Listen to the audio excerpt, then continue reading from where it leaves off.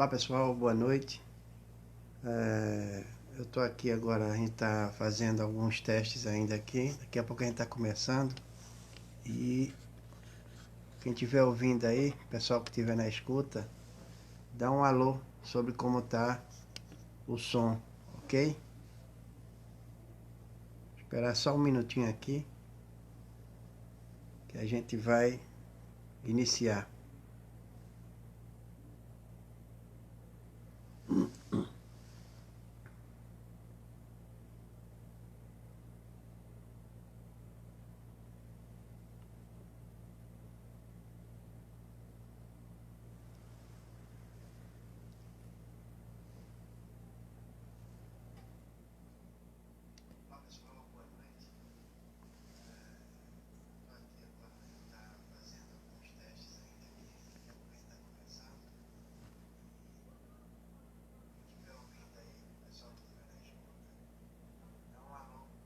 Vamos lá, vamos tentar aqui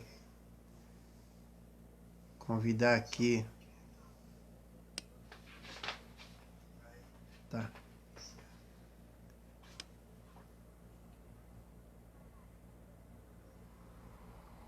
Olá, Walter Santos, boa noite. Miriam, boa noite para você.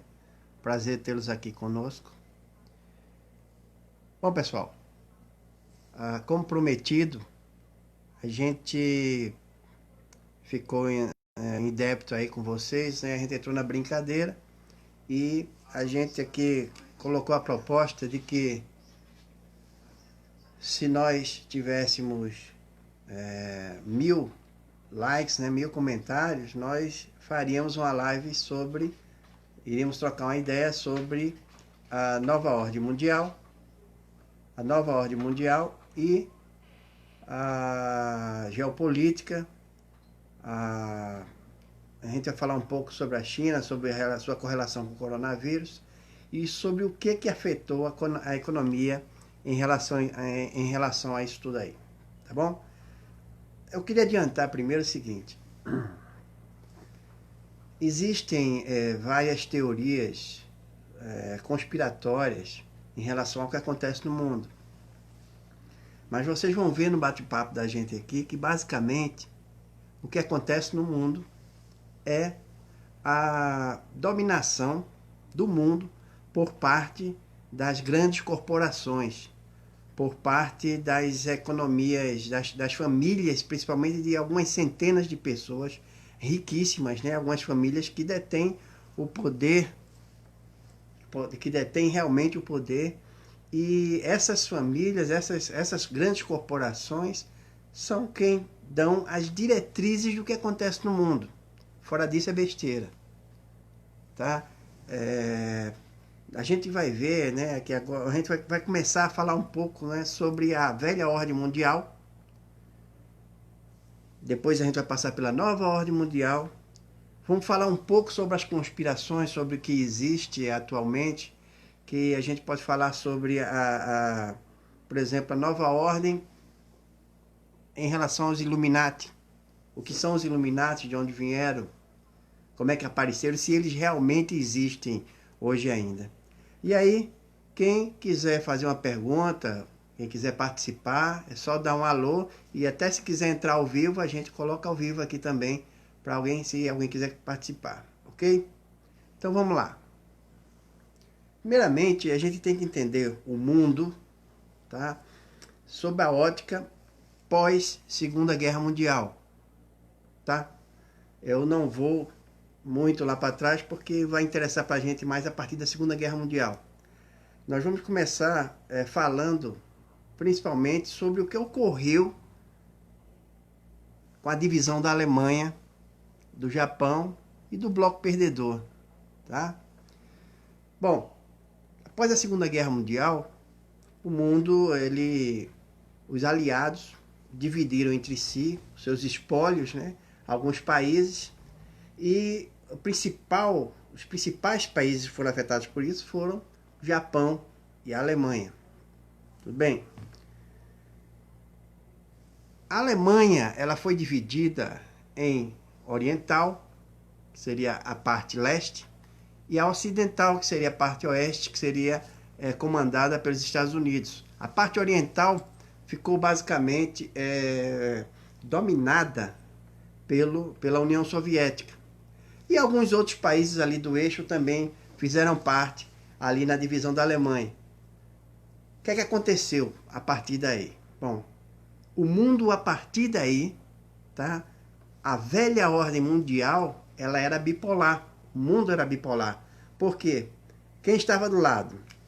De um lado estavam os defensores, os amigos do Ocidente, que era representado pelo seu país mais evoluído, que eram os Estados Unidos.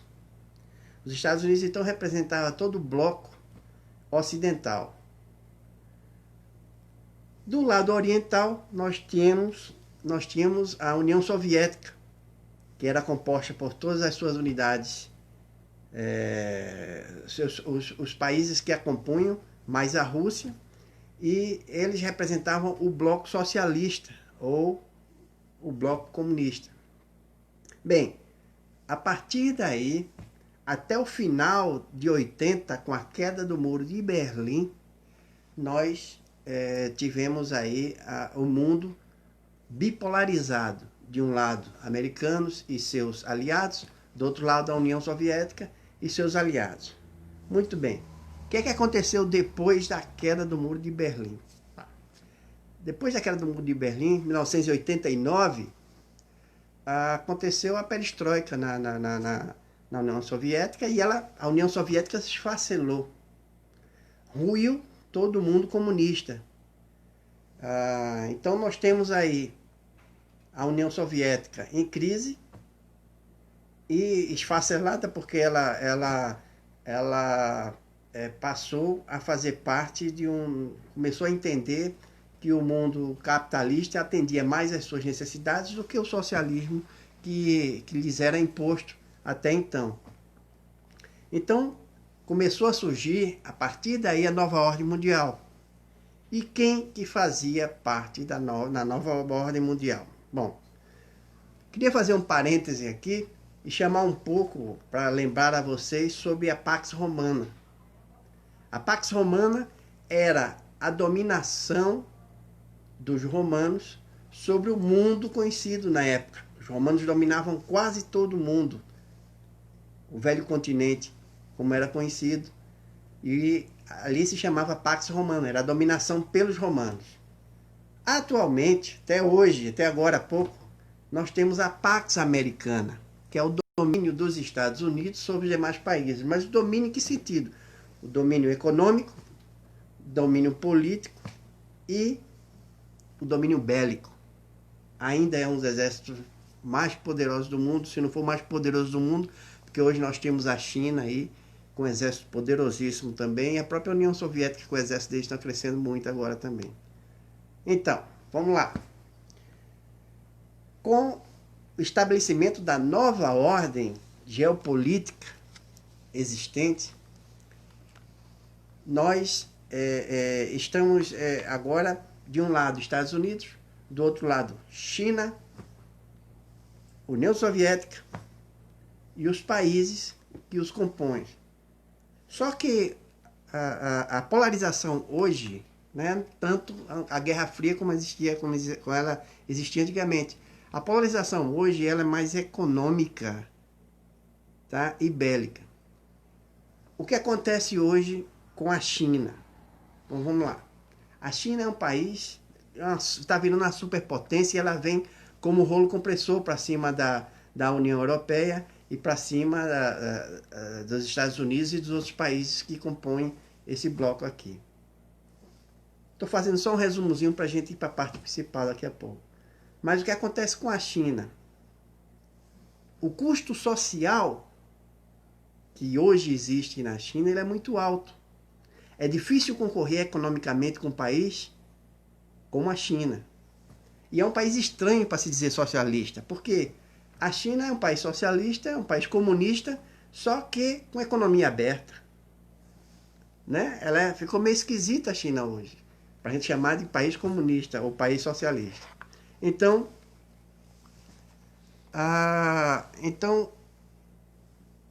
o que acontece hoje? Bom, a China hoje ela representa aí, está quase parelho, vou dizer 50%, 50% com os americanos em relação à dominação do mundo.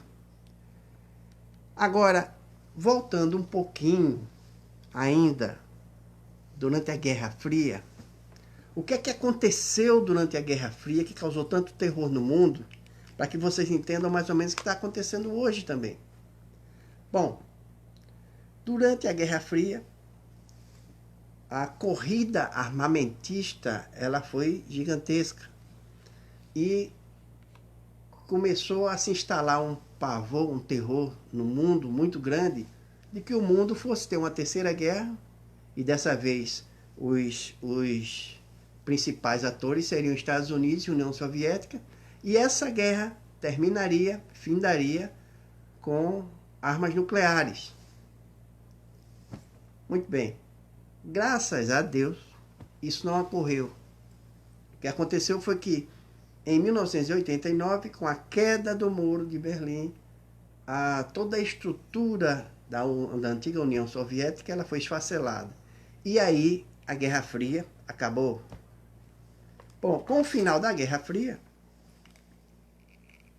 voltando agora para a nova ordem mundial de novo, nós tivemos a China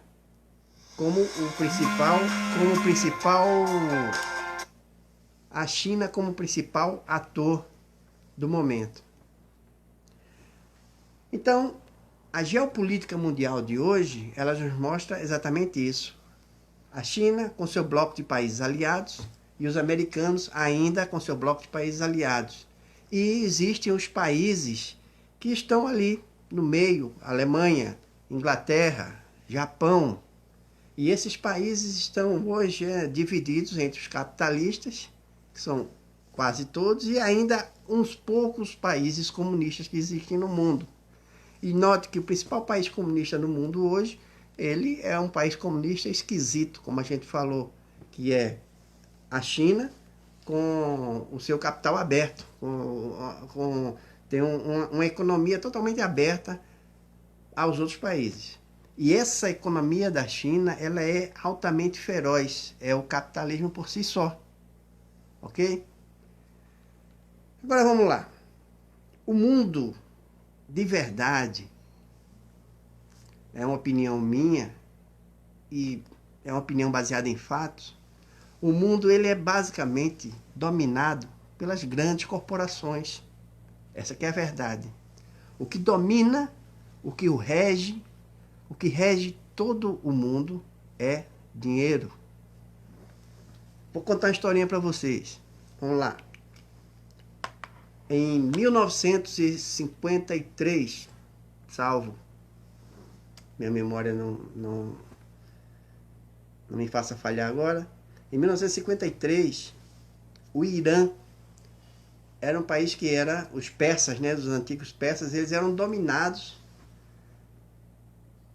vamos dizer dominados, mas eles eram, os Reza Pahlavi, que era a família imperial, eles tinham um acordo forte com a Inglaterra, e eles cediam o seu petróleo para a companhia de óleo inglesa. E junto com os ingleses estavam os Estados Unidos, em 1953. Em 1953, apareceu no Irã uma personalidade chamada Mohammad Mossadegh, primeiro-ministro eleito por eles. E o Mossadegh foi um cara que cresceu na Inglaterra, cresceu nos Estados Unidos, um cara estudado, e ele assumiu o Irã e ele decidiu, o petróleo é nosso, não é dos outros. O que é que aconteceu? Entendam como é que funciona a coisa. O que é que aconteceu? Ele começou a dizer para o povo que o petróleo era do Irã, e era verdade, o petróleo era do Irã. E o que é que ele fez? E foi lá e começou a lutar, só que ele não contava que as grandes corporações, e nesse dia, nesse momento, representada então pelos Estados Unidos e a Inglaterra, elas não iam deixar isso barato. Então os Estados Unidos, junto com a Inglaterra, fomentaram, né, a chamada Operação Ajax, e eles derrubaram o primeiro-ministro iraniano, Mohammad Mossadegh, e no seu lugar restauraram os Reza Pahlavi, colocaram um outro primeiro-ministro, que me falha agora a memória de quem teria sido o outro primeiro-ministro, e retomaram o controle do petróleo iraniano. Muito bem. Entretanto, o que é que aconteceu aí? O povo não ficou mais esquecido, não ficou satisfeito com o que tinha ocorrido, porque eles queriam que o petróleo realmente... Boa noite, Elvio. Um abraço aí. Boa noite ao povo Tanque Dark aí também. Bom, o povo iraniano, eles não esqueceram do ocorrido, e eles sabiam, eles tinham aquele sentimento que o petróleo era deles. E aí começou a fomentar, né, internamente uma revolta, uma inconformidade com o que estava ocorrendo. Então, em 1979, ocorreu aquela Revolução Khomeini, alguns lembram, tá? A Revolução dos Ayatolás, e eles retomaram o controle do país, só que dessa vez de forma muito mais radical. Ok? Então, o que aconteceu ali? Tudo ali girava por conta do petróleo. Tudo era por causa do petróleo. Não era outro motivo. Não tinha nada a ver com democracia, com briga por democracia. Tudo era por conta do petróleo. Que os iranianos, de forma muito, muito acertada, muito justa, eles queriam dizer que o petróleo era deles e não dos americanos. Então, o que eles fizeram? Houve a revolução, tá? E a revolução foi terrível porque o radicalismo islâmico foi quem assumiu o controle de lá, isso em 1979, e vocês vão ver isso explodir com mais força em 2001, quando do intento lá contra as Torres Gêmeas. Então, na prática, quem fomentou a queda das Torres Gêmeas foram os próprios americanos, porque não que eles tivessem feito isso, não. A questão é que eles, na época, os iranianos, eles não tinham ódio dos americanos, eles tinham ódio dos ingleses. Mas a partir daquela época, em 1953, eles começaram a ter ódio dos americanos. E a partir dali, tá? A partir dali tudo foi crescendo, aquele ódio constante, e os americanos passaram a ser o Satã. Eles eram representados como Satã pelos radicais islâmicos, tá? Então, por que eu estou contando essa história toda agora? Para vocês entenderem o que é que o dinheiro verdadeiramente faz no mundo. Porque o mundo ele é regido por essas grandes corporações. Então, vocês lembram até recentemente, teve a questão da Primavera Árabe, que democracia, derruba governo, nada a ver. Tudo gira por conta do petróleo. Tá bom? Então, eu queria trazer essa lembrança para que vocês percebam que, muito além de conspirações políticas, que o pessoal, muita gente entende que a nova ordem mundial, ela é uma constância de um grupo fomentado pelos Illuminati, que a gente vai falar só um pouquinho sobre os Illuminati, e que esses Illuminati, os que existem hoje, né, segundo algumas pessoas, segundo as versões, os Illuminati existem hoje e eles estariam querendo dominar o mundo. Muita coisa tem lógica. E eu separei até aqui para falar sobre um cidadão chamado George Soros, cidadão russo. Agora, um mega milionário, capitalista, e ele fomenta várias ONGs de esquerda pelo mundo afora. Mas como que um cara é capitalista e fomenta a ideologia comunista? É difícil de entender, mas daqui a pouco a gente vai falar um pouquinho, eu separei aqui um capítulo só sobre ele, tá bom? Seguindo aqui a nossa nosso pequeno índice aqui, vamos chegar num ponto aqui hoje, vamos tratar da China. Eu quero fomentar aqui discussões, tá? Eu não sou dona da verdade, eu só procuro ler um pouco, mas existem no mundo muitas cabeças pensantes. infelizmente, essas cabeças pensantes não têm dinheiro. Então, quem manda é dinheiro. Me lembrei agora de um filósofo, economista. Ele dizia o seguinte, o John Keynes, que formatou aquela teoria keynesiana, ele dizia que I have the brain, but they have the money. Né? Eu tenho as ideias, mas eles têm o dinheiro. Então, o cara era cheio de ideias, cheio de soluções, mas não podia aplicar porque quem mandava e quem manipulava tudo no mundo eram aqueles que possuíam dinheiro. A ideia, a figura que eu vejo do mundo é como se nós fôssemos marionetes e estivéssemos, né? Lá de cima tem aqueles grandes com as marionetes nas mãos e nos manuseando e tocando o mundo como eles querem. Infelizmente, essa aqui é a verdade. Se isso é teoria é em relação aos Illuminati, que eles façam parte do Illuminati, que eles são dos Illuminati ou não, isso é uma discussão que a gente vai ter um outro momento só para tratar sobre isso. Até porque eu não me convenço muito sobre conspirações, sobre teorias de conspirações. Eu sou muito de ter provas do que está acontecendo. Recentemente estão falando muito na Operação Storm, né? Que seria a operação que estaria sendo fomentada pelos americanos e por trás vem exatamente esse pessoal aí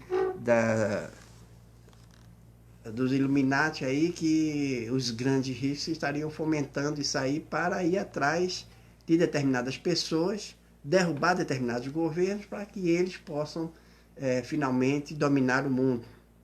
Né? Dominar o mundo é um sonho desde que o homem virou homem, desde que o homem é gente.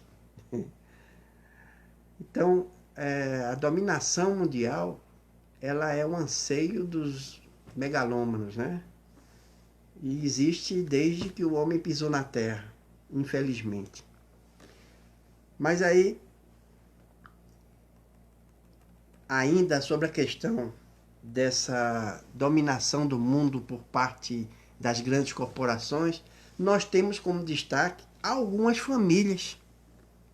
Eu trouxe aqui o nome de 5 famílias, para que vocês tenham uma ideia de onde está o poder, e que são donas das grandes corporações que existem no mundo, que determinam e que apoiam, derrubam o governo, elas elegem governo, e elas podem tirar, colocar, mudar o seu jeito de pensar através das televisões, através da imprensa, porque a imprensa nada mais é.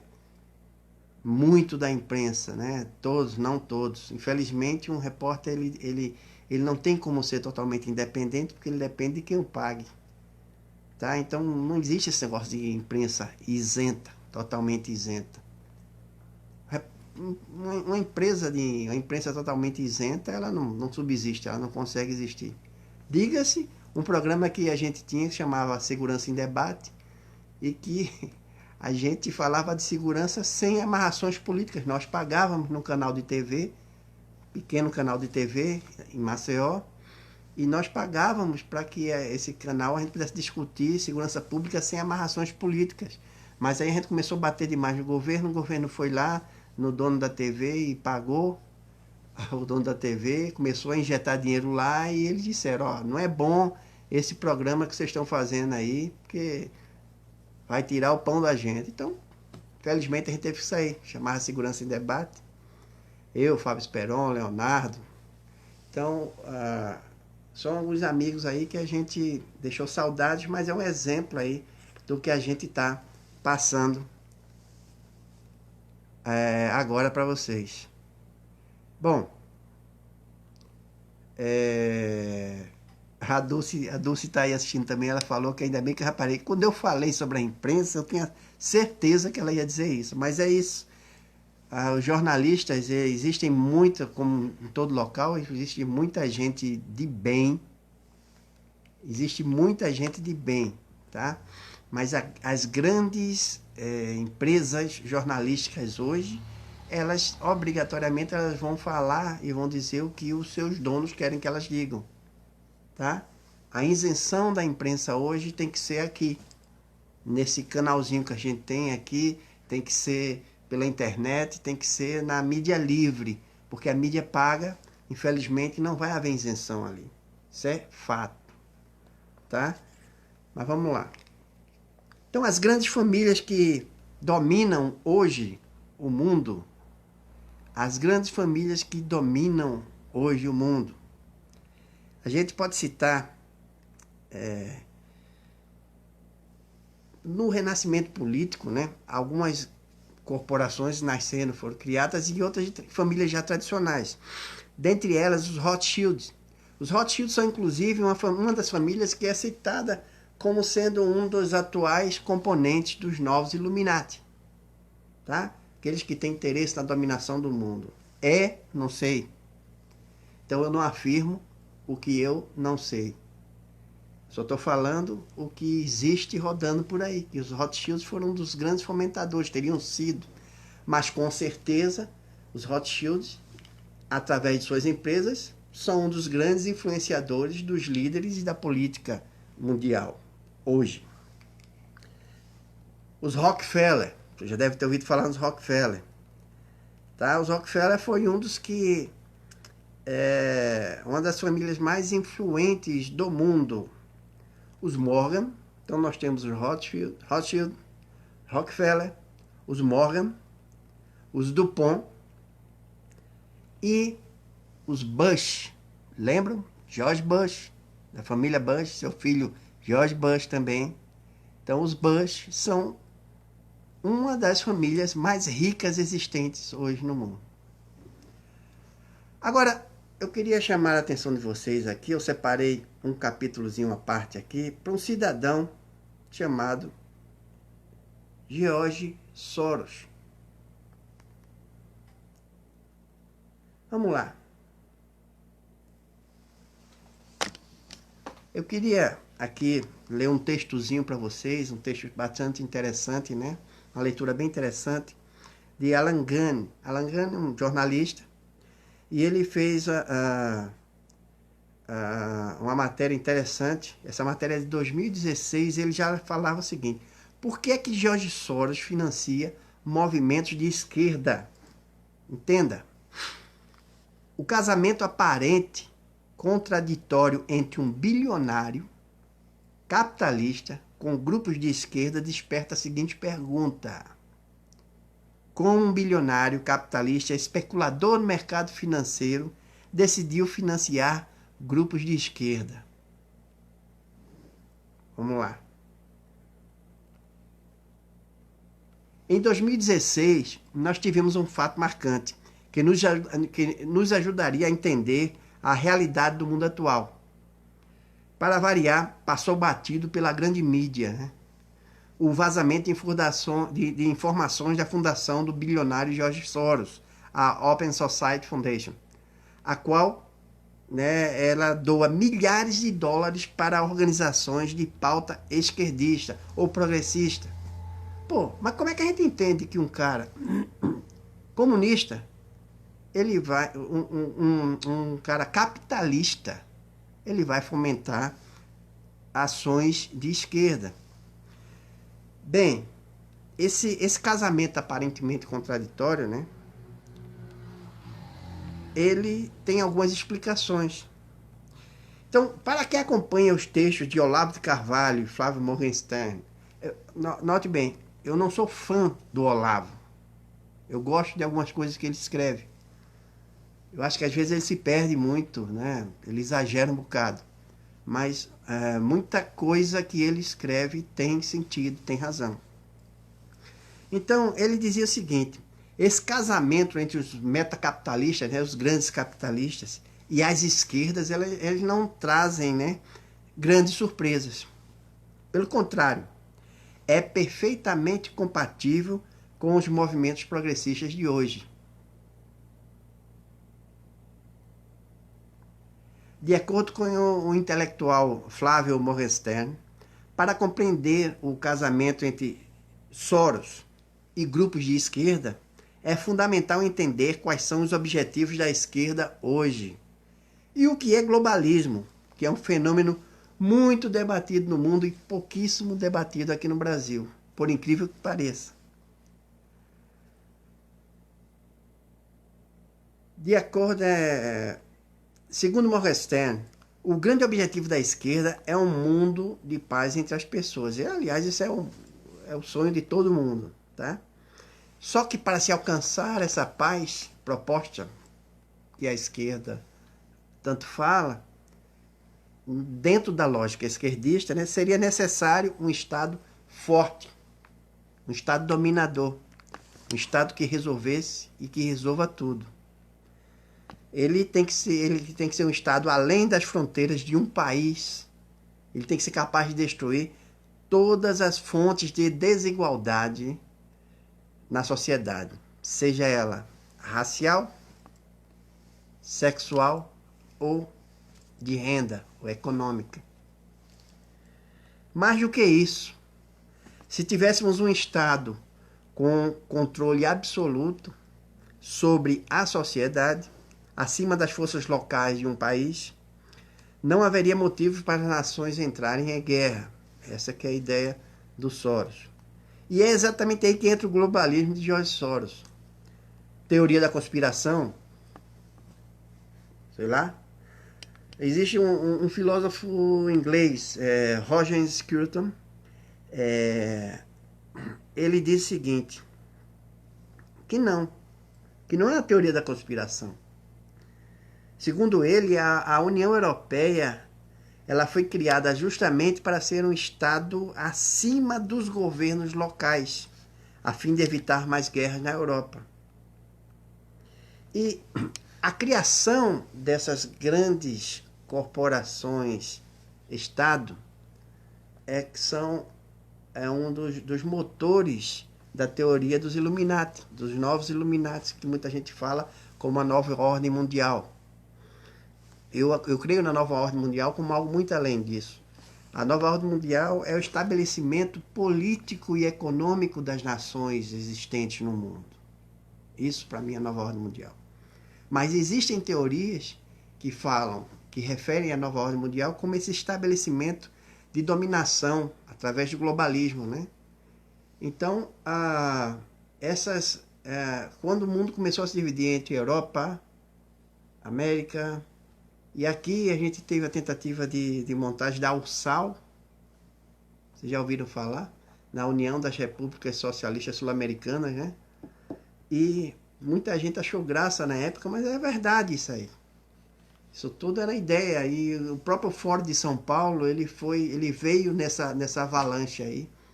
Veio para que pudesse fortalecer o movimento socialista, do qual o George Soros é partícipe, e através desses movimentos ele poderia fortalecer e ter a dominação de um grande Estado que seria regido sobre a égide comunista.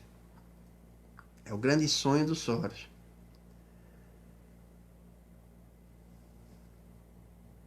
A Europa ela foi criada justamente, a União Europeia ela foi criada justamente para ser um Estado acima dos governos locais, a fim de evitar mais guerras na Europa. Essa que é a ideia. O ponto-chave é que a união entre os povos não ocorreu de maneira espontânea, popular, de baixo para cima, mas imposta por uma agenda globalista, onde as pessoas comuns não se veem representadas pelas novas normas e leis impostas para a sociedade pelos burocratas de Bruxelas. Né? A saída do Reino Unido da União Europeia, né, conhecida como Brexit, só mostrou esse descontentamento popular com a agenda globalista. Então, nem todo mundo está satisfeito ou está satisfeito com o que está acontecendo. Se de um lado a União Europeia é um exemplo real que nos ajuda a entender o globalismo, por outro, a relação entre o financiamento dos globalistas, através de George Soros, com movimentos de esquerda, não parece ser tão óbvia. É óbvio Não parece ser tão óbvio, é óbvio, ficou legal. Por que a Fundação de Soros financia ONGs, coletivos e movimentos que defendem ideologias que hoje caracterizam a nova esquerda? Feminismo, ideologia de gênero, as Black Lives Matter, gaysismo, abortismo, legalização das drogas, livres fronteiras para imigração, isso é seríssimo, desarmamentismo, outra coisa seríssima que num próximo momento, numa próxima live a gente vai falar sobre isso aqui, descriminalização da pedofilia, quase não sai. Por que que ele financia isso tudo? A razão dele financiar isso tudo é muito simples. Muitos desses movimentos de esquerda não são necessariamente contra o capitalismo de Soros. Não são. Mas elas são contra os valores e princípios conservadores, que é a base da civilização ocidental. Comecem a captar o que se arquiteta por trás desse pensamento do Soros. O Geazi está colocando aqui, achávamos graça dar o sal porque era Daciolo quem alertava, com toda a sua excentricidade. Verdade, irmão. E hoje a gente achava muita graça também no que Enéas falava, né?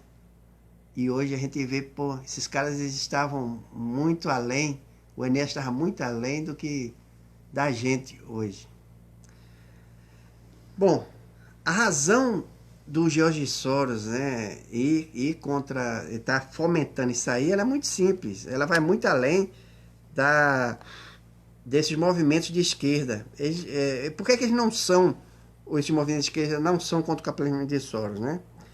Porque eles são contra os valores e princípios conservadores, base da civilização ocidental, que representam, obviamente, uma resistência aos anseios globalistas das famílias Soros, Rockefeller, Ford, entre outras que a gente já citou atrás aqui.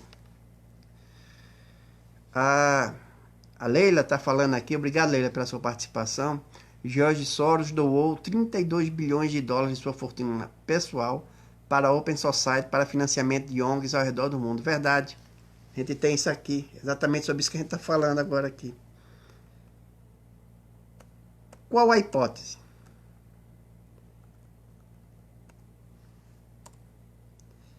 Uma hipótese plausível é que para estes metacapitalistas, né, eles colaborarem em prática, eles colocarem em prática o seu projeto de governo global. Novamente, esse tema é extremamente discutido, né, no primeiro mundo. É necessário que eles enfraqueçam toda e qualquer resistência a esse supergoverno globalista. E de onde é que vem essa resistência, né? É evidentemente que todos os elementos defendidos pela direita, principalmente pelos conservadores, estão entendendo?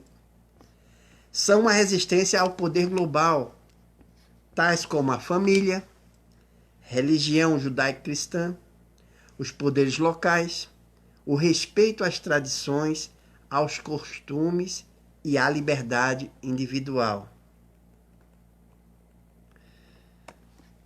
Por exemplo, é muito difícil um governo moldar um comportamento numa sociedade em que os valores são transmitidos pela família ou pelo convívio social. Captaram isso?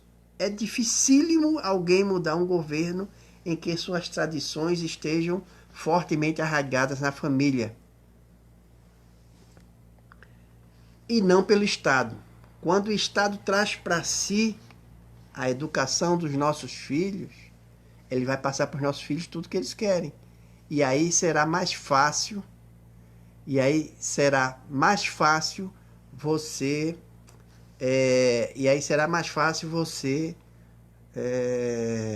dominar, você incutir na mente dessas crianças o que o Estado quer, tá? Então, na mesma linha, é quase impossível um governo impor a sua agenda diante de costumes e tradições tão enraizadas na sociedade. Em outras palavras, estes elementos conservadores representam uma resistência a qualquer tentativa de controle de governos, tá, sobre a sociedade civil. Eu queria chamar a atenção agora aqui para uma coisinha chamada politicamente correto. Essa desgraceira aí que foi implantada no mundo há alguns anos e tinha um nomezinho bonitinho e tudo tinha que ser politicamente correto. E a gente achava que no que não estivesse dentro dos termos do politicamente correto era errado. Então, o que é que veio com politicamente correto para a gente aqui? Principalmente a desagregação familiar. Ora, se o Gramsci, Antônio Gramsci, o gramscismo, né, esse marxismo cultural que trouxe o politicamente correto, ele percebeu que não eram com armas que eles iriam mudar as sociedades. Não vamos brigar não. Vamos dominar o povo pela cultura e pela educação. E assim foi feito. Tanto lá na pátria capitalista, da democracia, como são os Estados Unidos, que o politicamente correto ele foi implementado primeiro lá, como aqui no Brasil, que chegou depois. Aquela história faça amor, não faça guerra, paz e amor, aquela revolução hippie. Então aquilo tudo fez parte de toda essa construção. E recentemente aqui no Brasil a gente viu a destruição das famílias. Então, o que é que o Estado queria? A grande jogada é essa, deles. A grande jogada é que se destrua as bases familiares. E assim será mais fácil do Estado dominar a sociedade. Tá?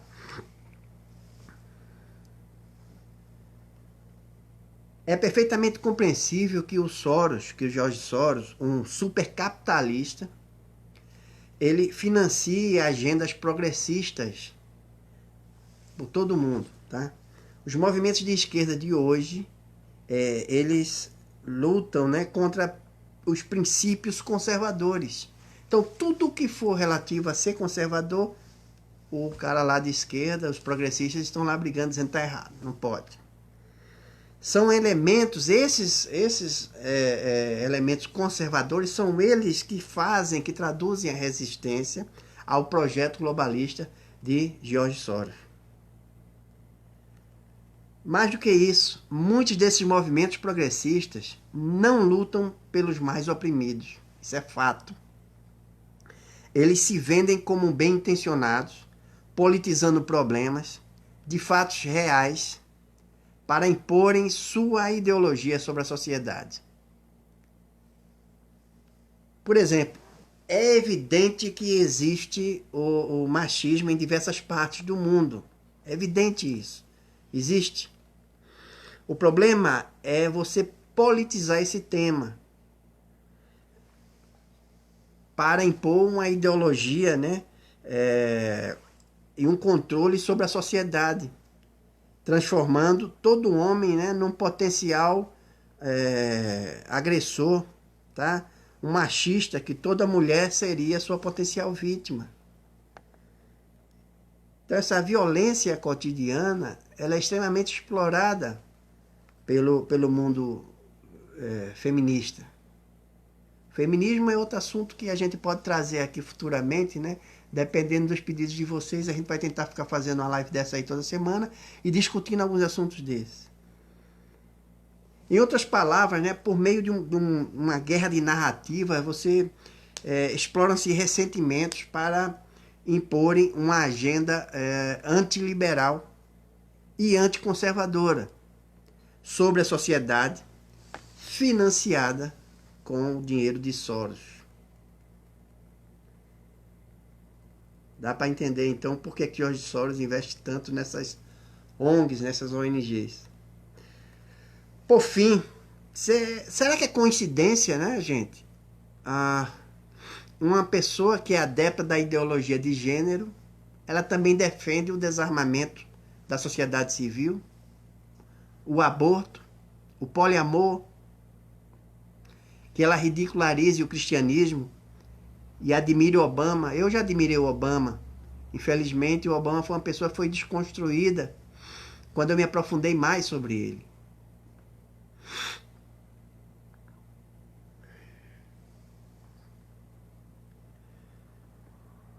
Por que será que é tão previsível saber a opinião, né, dos Gregórios do Vivier? O de Vivier é um cara terrível. Detesto aquele cara, desculpem. O pessoal de Vila Madalena e do Leblon ali, eles gostam muito de filosofar, tá? Mas em cada estado nós temos as nossas pequenos anfiteatros onde se localizam essas pessoas. Vocês já podem até lembrar de alguns. E que eles são os filósofos do momento, do dia. E é muito fácil, né, você fazer uma previsão desses caras sobre imigração. O que é que eles acham sobre imigração? Sobre a legalização das drogas, aborto, sobre as cotas. Por que será que tantas pessoas pensam em bloco sobre todos esses temas? Eu não sei exatamente por que é que todos pensam. Talvez George Soros saiba. Não é verdade? Mas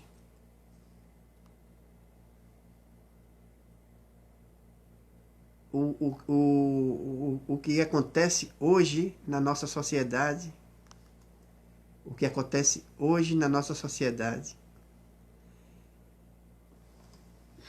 nós vemos hoje pai contra filho, irmão contra irmão, nós vemos pretos contra brancos, héteros contra homossexuais. Nós vemos uma polarização ridícula e a gente não para, o povo não para, nós não paramos para verificar o que está acontecendo de fato aqui, gente. Eu vou dizer uma coisa para vocês. Minha orientação política, eu sou conservador nos costumes e liberal na economia. E eu acredito muito nos valores que fazem uma nação forte. O marxismo cultural, que foi implementado há alguns anos, talvez tenha sido, e alguém não tenha percebido, o nosso maior desmanche aqui no Brasil, o maior responsável por desmanchar o nosso senso crítico das coisas, ao ponto da gente ver crianças na TV alisando homens nus e a mãe do lado achando que era correto aquilo que estava acontecendo. A ideia de deixar um contra o outro, negro contra branco, pobre contra rico, de nós sermos tão polarizados, é exatamente porque um país em que irmãos lutam entre si é um país fraco, é um país detonado. Hoje, a grande polarização é quem é de esquerda e quem é de direita. Tem gente que não tem nem ideia do que é ser uma coisa ou outra, mas está ali brigando. Hoje se briga para saber quem é seu malvado favorito. Mas eu queria chamar a atenção dos amigos para isso hoje. Se eu puder deixar alguma coisa para vocês hoje, eu queria deixar isso, essa reflexão. O país, o Brasil, precisa de nós. E muito. A gente não tem que ficar, a gente tem que aprender a aceitar as opiniões que são diversas da nossa. A gente precisa aprender a raciocinar como o homem faz. O homem não pode ser lobo do próprio homem, eu não creio nisso. Nós somos racionais. E a nossa sociedade, ela já foi esculachada por demais, já foi colocada na latrina. Está na hora da gente reagir a isso. E é reagindo a isso que nós vamos restaurar esse país nosso aqui. Tá certo? Então, fechando aqui nosso pequeno bate-papo aqui.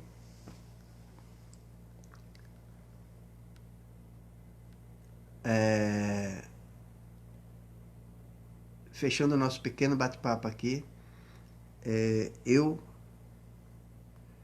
queria aqui dizer que a nova ordem mundial, ela é basicamente a distribuição dos países no nosso globo em razão de sua identidade ideológica, política e bélica. Então, e econômica, claro. Então, é isso que distribui os países hoje. E hoje o Brasil está aliado, né, aos países que têm uma ideia mais próxima do que a grande maioria dos brasileiros tem em relação às suas vontades conservadoras. Tá?